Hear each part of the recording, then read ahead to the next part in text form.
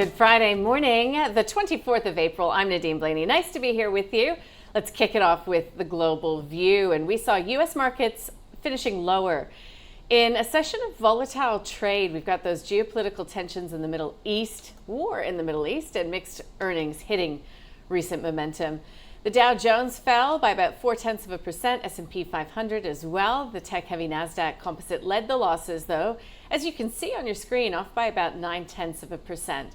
But the weakness does come after a strong run, with investors now locking in gains, perhaps, as hopes for a quick resolution to the Iran war, and as oil hovers near $100 a barrel. So those hopes for that war fading, so keeping inflation risks front of mind. Earnings season so far in the States remains pretty solid. Over 80% of companies have beat expectations. Big week next week with the tech names. The semis were pretty hot, but the software sector was not. Again, concerns about AI disruption. So we saw IBM falling sharply after weaker software growth. We saw ServiceNow overnight plunging on delayed deal making. And Tesla slipped after ramping up spending plans and, in fairness, after rising in after-hours trade yesterday. Avis Budget Group collapsed following what some are calling a meme-style rally. So the backdrop really being dominated by geopolitics, escalation around Iran, including tensions in the Strait of Hormuz, and reports of air attacks pushed oil higher, denting sentiment. On the macro side, U.S. economic data was mixed. Jobless claims edged higher, but still relatively stable. Business activity picked up slightly, though that was largely driven by companies stockpiling on fears of supply disruptions and rising costs. Business activity in the Eurozone contracted in April, with the S&P Global Eurozone Composite PMI falling into contractionary territory. U.S. Treasuries slid, investors really wary of taking on big positions, with the benchmark 10-year yield up around 2.6 basis points. The U.S. dollar also up, on track for a weekly gain. The Aussie sitting at 71.3 U.S. Here locally, the next important piece of data is the quarterly inflation read that comes next Wednesday. In commodities, I mentioned oil. Well, U.S. President Donald Trump said Americans should expect to pay higher gas prices, as they call it, for a little while. That's a quote. Brent crude oil futures spiked $5 a barrel, settling at 105.07 a barrel. So that's a gain of about 3%. Gold prices fell to a more than 1 week low.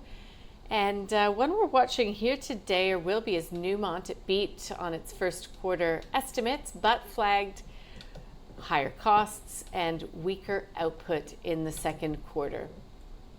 Iron ore futures flat at $107.6 US per ton. All right, let's make sense of the week on global markets. John Blank from Zacks Investments. John, look, I was speaking with a guest earlier this morning who said, maybe markets are just a little bit too optimistic about the situation in the Middle East. All we know is that we're very headline driven. What do you make of it? Nadine, I think we have this infrastructure spend that's going on in the United States, just kind of like we had on the ramp up in the 2000 period. It's almost identical. And there's no one who wants to call the end of the momentum rally on these infrastructure stocks. And that is, that's taken the NASDAQ up twice as much as the S&P. And buried in the S&P, of course, is these tech stocks. So it's all this big story, like you showed earlier in your listing of stocks, that the chip stocks, they're all infrastructure stocks. And then there's some stocks we'll talk about today, these optical stocks, these wireless broadband stocks that are connecting the data centers. But it's basically, the market is obsessed with the data center trade. And it does look like it's got legs for the next year and a half. And it's going to ignore this geopolitics stuff until it really bites. All right, so it could go higher from here is what you're saying. But talk to us then about that build, because there is a bit of pushback. Because you're talking infrastructure in terms of data centers and the like, are you? Yeah, that's it. I mean, we're going to put all these data centers out there and use all this energy to supply them. And we're going to create all this downstream connection to these new applications that are going to be driving productivity. That's the story. The problem here is we're putting all the infrastructure in place without any value propositions that are, discernible, that are very profitable. There's a lot of revenue growth out of cloud and Anthropic and ChatGPT. Revenue growth, Nadine, but not profits. And this is the problem here is, capitalism is supposed to work around people chasing profits. And frankly, there are none to be seen in this business other than owning these chip stocks that are supplying the arms race. So this is really, like I said, the classic story that happened. A name that disappeared that was really big in this was JDS Uniphase years ago. They're gone now. They don't matter. And this is the problem here is we got a lot of names to talk about, a lot of chip stocks to play, and everybody's obsessed with the momentum, but there's no signal from profits downstream that are saying this is going to work. Okay, so let's talk some of these stock ideas because you mentioned optical networking and you've got a stock with a strong buy. Just give us the investment thesis because I've not heard of this one. Yeah, this is a Ciena, ticker CIEN, and it's a great one to look at because back in early 2025, you could have bought this stock for $50 a share, 50 per share. It's $516 a share. So this is a 10-bagger in less than 18 months. So what happened? Basically the data centers get built by all these chips and all these servers. They put them into these warehouses, they cool them, and then they have to speak to each other. So optical networking, fiber that connects these hyperscaler centers, the real ones, the Amazons, the Microsofts, the ones that do the cloud, services already, they're connected by this optical switching. And this is, you can see here, it used to be a $3 a share company that would be earning, that a year. Now it's doing, basically next year, $870. The thing to pick up though, Nadine, is, and this particularly for a retail crowd out there, if you learned about this from this show or you learned about this from your stockbroker, it's over because the market is pricing all of the good news out to 2027 now. And that's the problem here. This is old news. Everything's priced in, and it's a 81 PE ratio stock, even with this growth. So this is the story of this market. You say, then you can look there and say, okay, it's going to be a climax top and blow up and go down. But when, Nadine? 6 months from now, tomorrow, 2 years from now? That's the problem right now. What about Ubiquity? Again, not a company that comes first to mind when you're thinking about this massive infrastructure build out, but it is in that sort of sweet spot of wireless equipment technology. So is the good news all priced into this one as well? Yeah, you can see the same story here. This stock down at $100 a share in the middle of 2024. We're not even talking in the middle of 2026. It's $1,040 a share. Another 10-bagger, 10x stock in 2 years. Amazing story, but again, look at the line. It was 550 back in April or February, 2 months ago, and now we're up to 1,040, doubling the number on the share price in 2 or 3 months. And again, you look at the chart, you say, there's no way.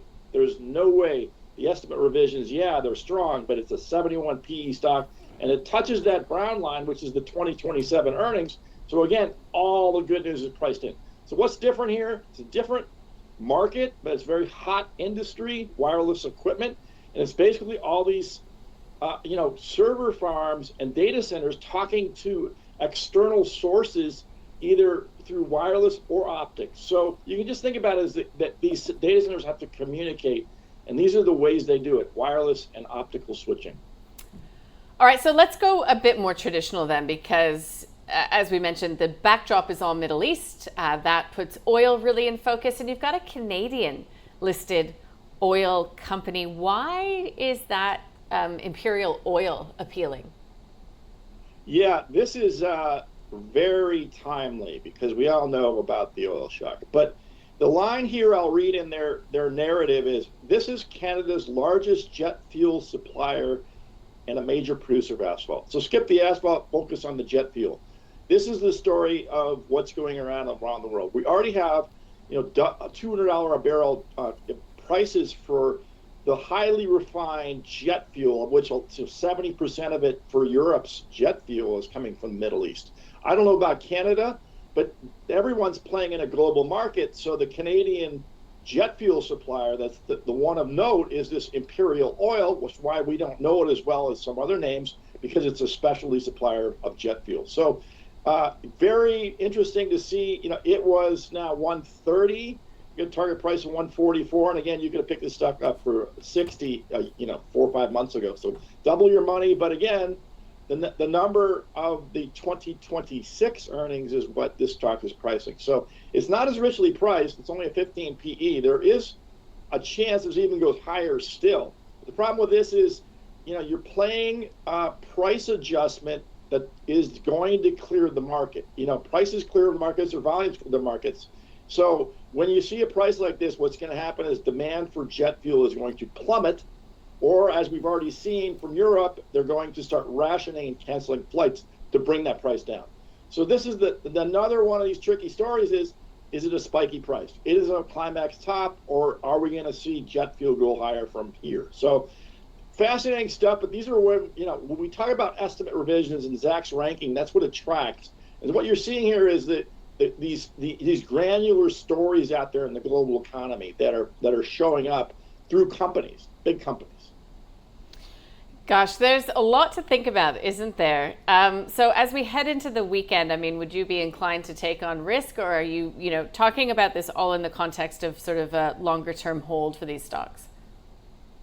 Yeah, I wouldn't hold on to these stocks. I'd be a seller. I just think you've got a really nice profit on the table and you take it off the trade. The problem here is the climax stock problem, Nadine, is you don't know. You can think that it's going to be different tomorrow than a week from now, but nobody knows.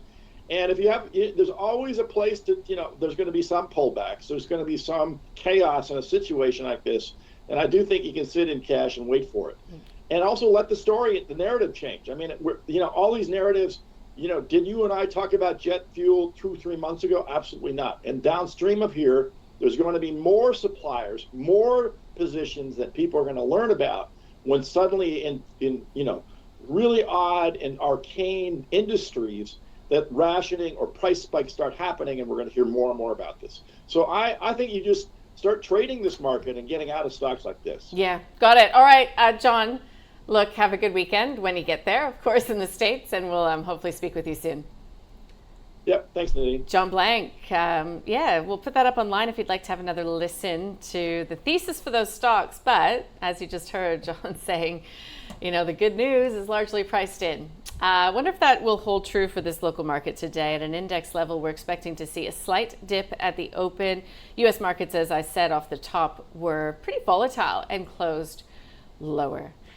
Okay, that's the global view for this Friday. Stick around. I'll bring you through the open next.